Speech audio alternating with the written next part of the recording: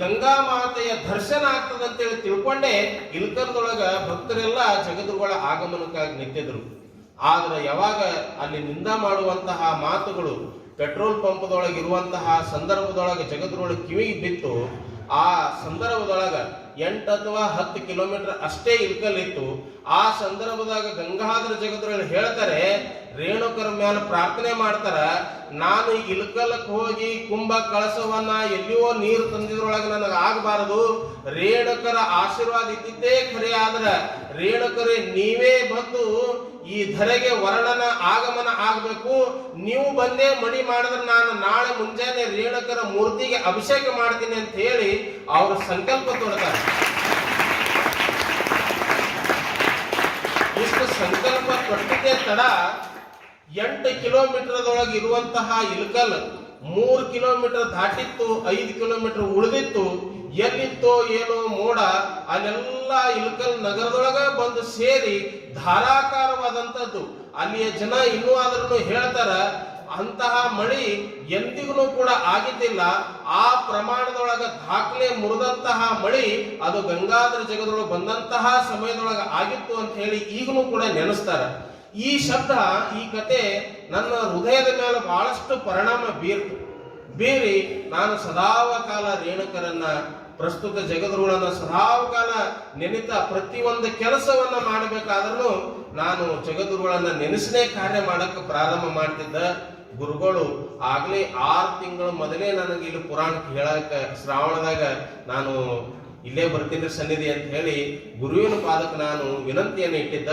ಗುರುಗಳನ್ನ ಒಪ್ಪಿದ್ರು, ಅವಕಾಶ ಮಾಡಿಕೊಟ್ರು. ಆದ್ರೆ ಅವಕಾಶ ಮಾಡಿ ಏನೋ ಕೊಟ್ರ ಖರೆ, ಆದ್ರೆ ರೇಣುಕರ ಚರಿತ್ರೆ ಹೇಳಬೇಕು ಅಂತಂದ್ರ ನನ್ನ ಬಳಿ ಪುಸ್ತಕ ಇಲ್ಲ.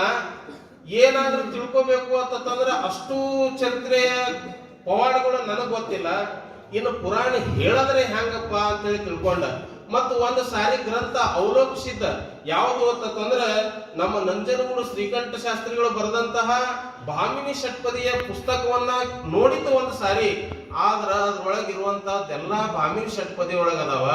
ನಾನೇ 10ನೇ ಫೇಲ್ ಆದಂತ ಮನುಷ್ಯ. ಇಟ್ಟು ಕನ್ನಡ ಹೆಂಗ ನಾನು ಓದಬೇಕು, ಹೆಂಗ ಅರ್ಥ ಮಾಡ್ಕೊಳ್ಬೇಕು, ಎಂತ ಬಿರಿ ಬಂತು ಅಂತ ಹೇಳಿ ಮನಸ್ಸಿನೊಳಗೆ ಅನ್ಕೊಳಗತ್ತಿದ್ದ. ನೋಡ್ರಿ, 17ನೇ ತಾರೀಕು ಅಮಾವಾಸ್ಯೆ ಇತ್ತು. ಆ ಅಮಾವಾಸ್ಯೆ ಇದ್ದ ದಿವಸಕ್ಕ ನಾನು ಮುಂಜಾನೆ ಪೂಜೆ ಮಾಡ್ಕೊಳ್ಬೇಕಾದ್ರ ರೇಣುಕರ ಮೂರ್ತಿಗೆ ಅಭಿಷೇಕ ಮಾಡಿ ರೇಣುಕರ ಮೂರ್ತಿಯನ್ನ ಹಿಂಗ ಕೈಯಾಗಿ ಇಟ್ಕೊಂಡು ಹೇಳ್ದ, ನಾನು ಪುರಾಣ ನಿಂದ ಹೇಳಾಗತ್ತೀನಪ್ಪ, ನನಗೆ ನಿನ್ನ ಚರಿತ್ರೆ ಪೂರ್ಣ ಪ್ರಮಾಣದ ಗೊತ್ತಿಲ್ಲ. ಮತ್ತ ನಾನು ಅಲ್ಲಿ ನಿನ್ನ ಹೆಸರನ್ನ, ನಿನ್ನ ಚರಿತ್ರೆಯನ್ನ ನುಡಿಬೇಕು ಅಂತಂದ್ರೆ ನನಗೆ ಪುಸ್ತಕ ಬೇಕು. ನಾನು ರಂಭಾಪುರಿ ಪೀಠಕ್ಕೆ ಹೋಗೋದ್ರೊಳಗಾಗಿ ನನಗೆ ಪುಸ್ತಕ ತಂದು ಕರುಣಿಸಪ್ಪ ರೇಣುಕ ಅಂತ ಹೇಳಿ ನಾನು ಆ ಮೂರ್ತಿಗೆ ಬೇಡ್ಕೊಂಡ. ಎಂತಹ ವಿಚಿತ್ರ ಅಂತಂದ್ರ, ಅವತ್ತು ಬೆಳಗಿನ ಜಾವ 6:30 ಸುಮಾರಿಗೆ ನಾನು ಪೂಜಾದ ಗದಿಗೆ ಮೇಲೆ ಕುಂತು ಬೇಡ್ಕೊಂಡೇನಿ. ಸಮಯ ಮಧ್ಯಾಹ್ನ 2 ಗಂಟೆ ಆಗ್ಯದ. ಆ ಸಂದರ್ಭದೊಳಗ ನಮ್ಮ ಊರಿನ ಪಕ್ಕದೊಳಗ ಒಂದು ಖೇಡು ಮರಗ ಅಂತ ಹೇಳಿ ಒಂದು ಊರದ. ಆ ಖೇಡು ಮರಗದಾಗ ಒಬ್ಬ ಸಂಗಪ್ಪ ರುದ್ದೇವಾಡಿ ಅಂತ ಹೇಳಿ ಒಬ್ಬ ಭಕ್ತ. ಆತ ಪೀಠದ ಮೇಲೆ ಬಹಳ ಪ್ರೇಮ, ಪೀಠದ ಮೇಲೆ ಬಹಳಷ್ಟು ಅಭಿಮಾನ ಉಳ್ಳುವಂತವ. ಬಹುತೇಕ ನಮ್ಮ ಭಾಗದೊಳಗ ಖೇಡು ಮರಗನೇ ಪ್ರಪ್ರಥಮ ಬಾರಿಗೆ ಪಂಚಾಚಾರ್ಯ ಮೇಲೆ ಪ್ರೀತಿ ಇದ್ದಂತಹ ಭಕ್ತರು ಊರರು. ಅಂತಹ ರಂಭಾಪುರಿ ಪೀಠದ ಮೇಲೆ ಪ್ರೇಮ ಉಳ್ಳುವಂತಹ ಆ ಸಂಗಪ್ಪ ರುದ್ದೇವಾಡಿ ಅನ್ನಂತವ ಒಂದು 3-4 ಪುಸ್ತಕಗಳನ್ನ ನನ್ನ ಕಡೆ ತಗೊಂಡು ಬಂದಿದ್ದ. ಅವು ಯಾಕೆ ತಗೊಂಡು ಬಂದಿದ್ದ ಅಂತಂದ್ರ, ಈ ಶ್ರಾವಣ ಮಾಸದೊಳಗ ನಾನು ಒಂದು ಧರ್ಮ ಪಾರಾಯಣವನ್ನ ಮಾಡಬೇಕು ದಿನ ಮುಂಜಾನೆ ಪೂಜೆ ಸಮಯದೊಳಗ. ಅದಕ್ಕೆ ಈ 4 ಪುಸ್ತಕದೊಳಗ ನೀವು ಯಾವ ಪುಸ್ತಕ ಹೇಳ್ತೀರಿ ಆ ಪುಸ್ತಕ ನಾ ಪಾರಾಯಣ ಮಾಡ್ತೀನಿ ಅಂತ ಹೇಳಿ ಪುಸ್ತಕ ತಗೊಂಡು ಬಂದಿದ್ದ. ಆ 4 ಪುಸ್ತಕದೊಳಗ ಒಂದು ಸಿದ್ಧಾಂತ ಶಿಖಾಮಣಿ ಇತ್ತು, ಇನ್ನೊಂದು ಗಂಗಾಧರ ಜಗದ್ಗುರುಗಳ ಚರಿತ್ರೆ ಪುಸ್ತಕ ಇತ್ತು, ಇನ್ನೊಂದು ಈ ರೇವಣ ಸಿದ್ದೇಶ್ವರ ಎಂಬಂತಹ ಪುಸ್ತಕ ಆತನ ಕೈಯಾಗಿತ್ತು. ನಾನು ಈ ಪುಸ್ತಕ ನೋಡಿದ್ದೆ ತಡ ನನಗೆ ಆಶ್ಚರ್ಯ ಆಗ್ಬಿಡ್ತು. ನಾನು ಸಂಗಣ್ಣ ಹೇಳ್ದ, ಸಂಗಣ್ಣ ಮತ್ತ ನಾ ಪೀಠಕ್ಕೆ ಹೊಂಟೀನಿ ಪುರಾಣ ಹೇಳಕ, ಮತ್ತ ಅಲ್ಲಿ ಪುಸ್ತಕನೇ ಇಲ್ಲ, ಈ ಪುಸ್ತಕ ನೀ ತಗೊಂಡು ಬಂದ್ಯಪ್ಪ, ಸಾಕ್ಷಾತ್ ನೀ ರೇಣುಕರ ಸ್ವರೂಪದೊಳಗ ನೀನು ಬಂದಿ, ಈ ಪುಸ್ತಕ ಒಯ್ದ ನಾ ಪುರಾಣ ಹೇಳಿ ಅನ್ನುವಂತೇಳಿ ಅವನಿಗೆ ಕೇಳ್ದ. ಅವ ಸಾಷ್ಟಾಂಗ ನಮಸ್ಕಾರ ಮಾಡದ ನಮಗ. ನಮಸ್ಕಾರ ಮಾಡಿ ಹೇಳ್ತಾನ, ನಾ ತಂದಂತ ಆ ಪುಸ್ತಕ ಇವತ್ತು ನೀವು ಪೀಠದೊಳಗೆ ಕುಂತು ಪುರಾಣ ಹೇಳ್ತಿರತ್ತಂದ್ರೆ ಇದಕ್ಕಿಂತ ದೊಡ್ಡ ಸೌಭಾಗ್ಯ ನನಗೇನೈತ್ರಿಪ್ಪ. ಮೊದಲು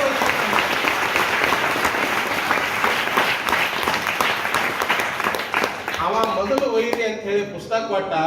ನನಗೆ ಈ ಪುಸ್ತಕ ಕೈಯಾಗಿ ಬರೋದೇ ತಡ ನನಗ ಒಂದ್ ರೀತಿ ಭಾವಪುರುಷನಾಗಿ ಏನು ಮಾತಾಡ್ಬೇಕಂತನೇ ತಿಳಿಲಿಲ್ಲ. ರೇಣುಕರು ಯಾರಿಗೆ ಅದನ ತಂದವ್ರಿಗೆ ಅದನೇ, ಯಾರಿಗಿಲ್ಲ ಅನ್ನಂತವ್ರಿಗೆ ಇಲ್ಲ ಅನ್ನಂಥದ್ದು ನನಗೆ ಅರ್ಥ ಆಗಿ ನಾ ಪೂಜಾ ಕುಂದಿರುವಂತಹ ಗದಿಗೆ ಮೇಲೆ ಏನ್ ರೇಣುಕರು ಮೂರ್ತಿ ಇಟ್ಟಿದ್ದ, ನಾನು ಕೂಡ ರೇಣುಕರಿಗೆ ಸಾಷ್ಟಾಂಗ ನಮಸ್ಕಾರ ಮಾಡದ. ಯಾವಾಗ ಈ ಪುಸ್ತಕ